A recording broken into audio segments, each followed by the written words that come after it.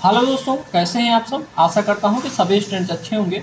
Dear students, आज हम आप लोगों से ईआईएम का चैप्टर 2 अमीटर एंड वोल्टमीटर का नेक्स्ट टॉपिक जो है मूविंग कॉइल इंस्ट्रूमेंट जो है आप लोगों के सिलेबस का पार्ट है। दोस्तों इंपॉर्टेंट है, आप लोगों के एग्जाम के पॉइंट ऑफ व्यू से देखा जाए तो बेहद इंपॉर्टेंट है। ठीक है दोस्तों, इससे पहले मैं आप सभी स्टूडेंट से रिक्वेस्ट करूंगा कि जो भी स्टूडेंट्स अभी चैनल पे नए हैं चैनल को सब्सक्राइब जरूर कर लेंगे और बेल आइकन को भी प्रेस कर लेंगे। दोस्तों यहाँ पे हम आप लोगों से ईआईएम का चैप्टर 2 के बारे में, जैसा कि मैंने आप लोगों से बोला भी था कि आप लोगों की चैप्टर 2 तक की जो डेमो क्लासेस होंगी आप लोगों के यूट्यूब पे बिल्कुल फ्री में मिलेगी। ठीक है, इसकी पीडीएफ वगैरह सारी चीज़ें जो होंगी दोस्तों आप लोगों को ऐप पे मिल जाएंगी। बहुत सारे स्टूडेंट्स का एक क्वेश्चन रहता है, सर क्या पीडीएफ हम ऐप से डाउनलोड कर पाएंगे? तो आप लोगों के लिए मैं बोल दे रहा हूँ भाई, पीडीएफ का ऑप्शन अलाउ रहता है, आप पीडीएफ को डाउनलोड कर सकते हो। ठीक है, चलिए दोस्तों, अगर आप लोग कोर्स को नहीं ज्वाइन किया है तो कोर्स को ज्वाइन कर लेंगे। स्टडी मेगा पॉइंट के ऑफिशियल ऐप को डाउनलोड कीजिए प्ले स्टोर से और कोर्स को जल्दी से जल्दी इलेक्ट्रिकल थर्ड सेमेस्टर के स्टूडेंट्स जो हैं आप लोग जल्दी से ज्वाइन कर लीजिए।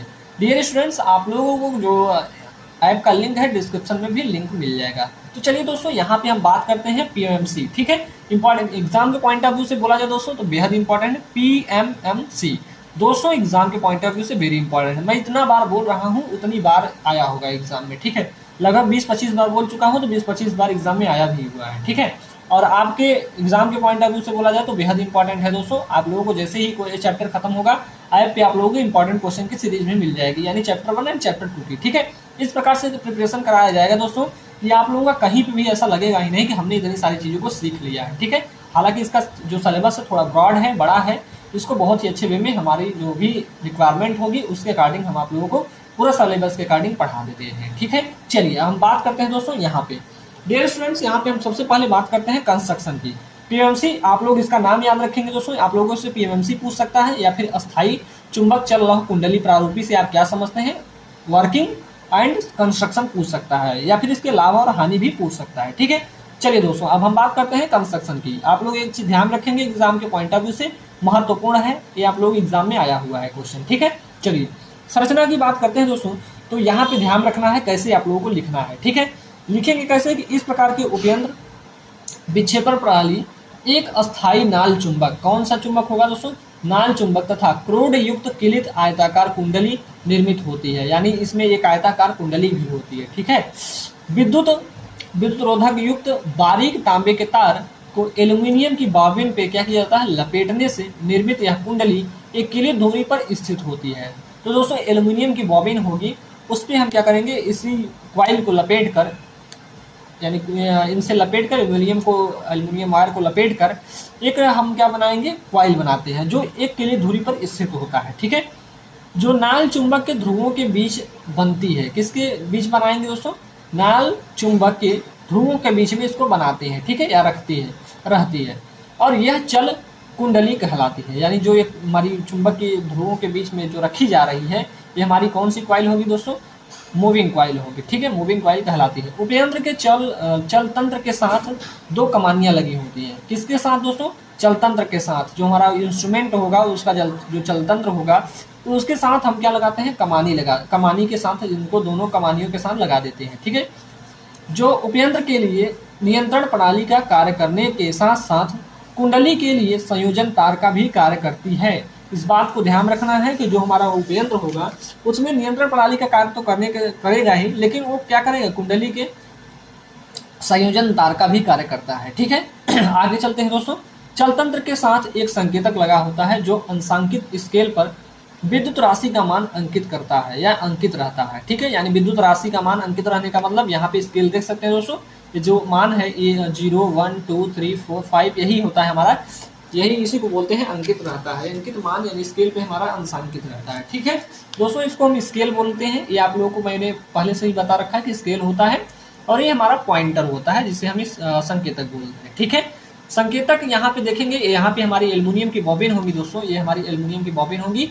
एल्युमिनियम की बॉबिन होती है यहाँ पे और उसी एल्युमिनियम की बॉबिन पे इसको क्या किया जाता है, एल्युमिनियम के तार के माध्यम से लपेट कर इसको बनाया जाता है। दोस्तों ये जो हमारा आयरन सॉफ्ट आयरन होता है, ये देखते हैं गोला वाला जो है इसे हम बोलते हैं सॉफ्ट आयरन कोर बोलते हैं। तो ये जो हमारा इसी में जो ये तार दिख रहे हैं ना, ये एल्युमिनियम के बॉबिन जो होती है इसी पे हम लपेट देते हैं। ठीक है, चलिए दोस्तों ये जो आप लोगों को दिख रहा है आयताकार का, इसे हम बोलते हैं मूविंग कॉइल।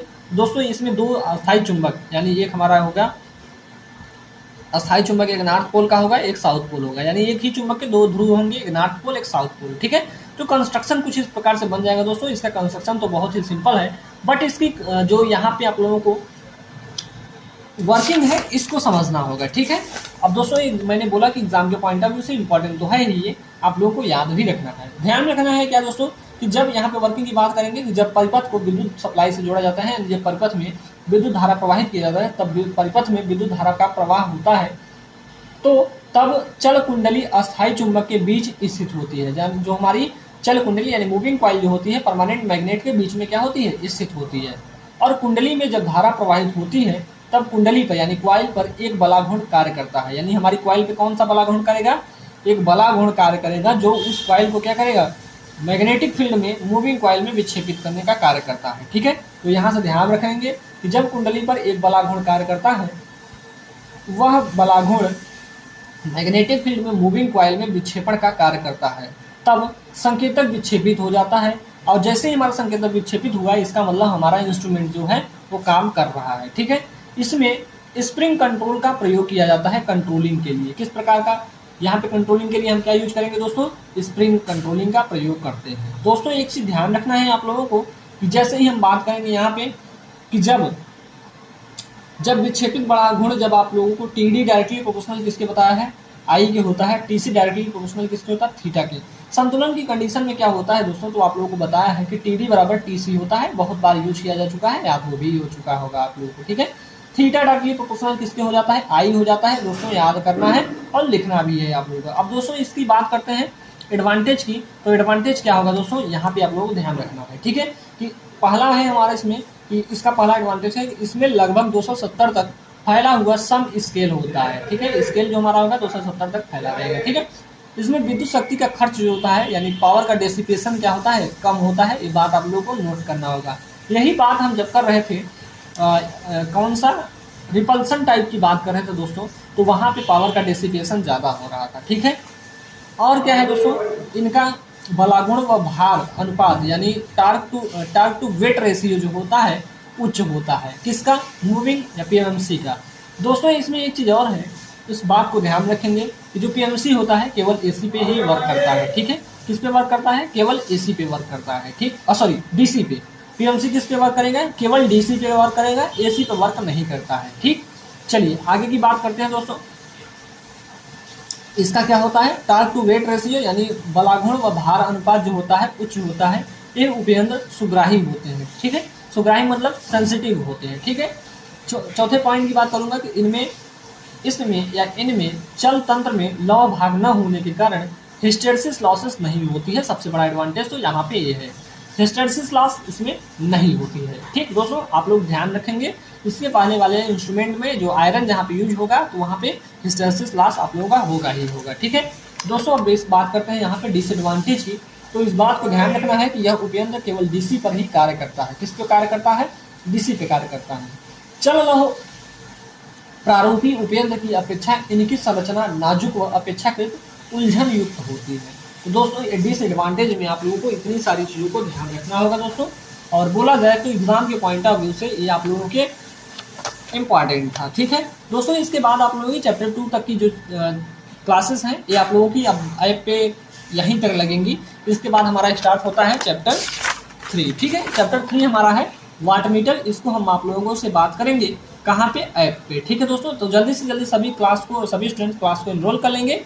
चैप्टर 3 तक हम आप लोगों को, जैसे ही चैप्टर 3 तक हमारा कंप्लीट हो जाएगा उसके बाद हम बात करेंगे मशीन की। ठीक है, तो दोस्तों आप लोगों की मशीन की क्लास एक तो आप लोगों की लग चुकी है। आप लोगों के ऐप पे मैंने बोला है कि आप लोगों की बहुत सारी डेमो क्लासेस जो होंगी यूट्यूब पे हो जाएंगी। ठीक है, और दोस्तों आप लोगों से रिक्वेस्ट है कि आप लोग सभी स्टूडेंट कोर्स को ज्वाइन कर लेंगे। और आपकी फीस तो जानते ही बहुत ही कम है। और अगर आप लोगों की दोस्तों किसी भी सब्जेक्ट में बैक लग जाती है तो रीचेक के लिए आप कितना पैसा दे देते हैं, 500 रुपये दे देते हैं। और आपकी डिग्री तो ऊपर से खराब होगी। आपका मतलब कि थोड़ा मतलब आपको ऐसा लगने लगेगा दोस्तों कि मैंने मतलब कि पढ़ाई भी नहीं किया, मेरा बैक भी लग गया। तो मतलब इस प्रकार से पढ़ाई को करना है कि हमारा बैक ना लगे दोस्तों। ठीक है, बैक सबसे इम्पॉर्टेंट होता है।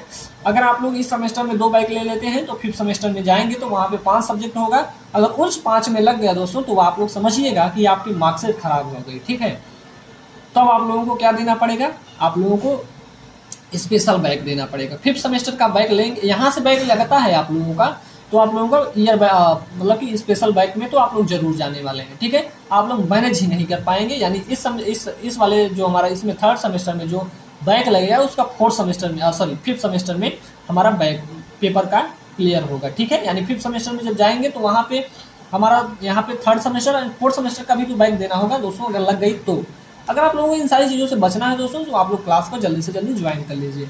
क्या चीज़ें पढ़ना है, क्या नहीं पढ़ना है, ये सारी चीज़ें हमारे ऊपर छोड़ दीजिए, बस आप लोगों को केवल पढ़ना है। मैंने बोला है आप लोगों से केवल 3 घंटे पढ़ लीजिए, चाहे जब आप लोग टाइम निकाल के पढ़ सकते हैं, ठीक है। बस आप लोगों को पढ़ना है, केवल ये क्लास देखना है और आप लोगों को क्लास की नोट्स को पढ़ना होगा, ठीक है। उससे आप लोगों की सारी जो मतलब कि सब्जेक्ट्स हैं वो क्लियर हो जाएंगे, ठीक है दोस्तों।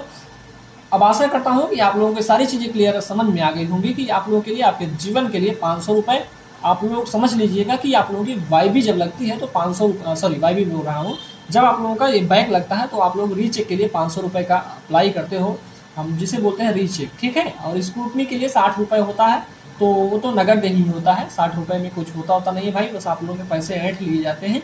लेकिन यहाँ पे पैसे ऐंठने वाली बात नहीं होगी, ठीक है। आप लोगों का कोर्स कम्प्लीटली होगा दोस्तों, इस बात को ध्यान रखेंगे। जो भी इंपॉर्टेंट क्वेश्चन, अब हाँ बात करते हैं कि चैप्टर 2 तो जो चैप्टर 2 तक कंप्लीट हो चुका है हमारा, इसकी जो इंपॉर्टेंट क्वेश्चन की सीरीज होगी, आप ऐप को जल्दी से जल्दी डाउनलोड कीजिए और वहाँ पे क्लास को एनरोल कर लीजिए, आप लोगों को इंपॉर्टेंट क्वेश्चन भी मिल जाएंगे, ठीक है। किस प्रकार से एग्जाम में क्वेश्चन आते हैं वो भी मैं आप लोगों को बता रखा है, ठीक है। चलिए दोस्तों, आज के लिए इतना ही रखते हैं, नहीं तो आप बोलते हैं कि प्रवचन आप ज़्यादा देते हैं, ठीक है। प्रवचन देना जरूरी है दोस्तों, आपके भविष्य के लिए कुछ चीज़ें मैं सोचता हूँ जरूरी जो होती हैं उनको मैं ज़रूर बताता हूँ, ठीक है। तो ये बात आप लोगों को याद रखना है दोस्तों कि कैसे हमें क्या करना है, एग्जाम को क्लियर करना है, ठीक। चलिए दोस्तों, आज के लिए इतना ही रखते हैं, मिलते हैं आप लोगों से नेक्स्ट लेक्चर में, तब तक के लिए जय हिंद, जय भारत।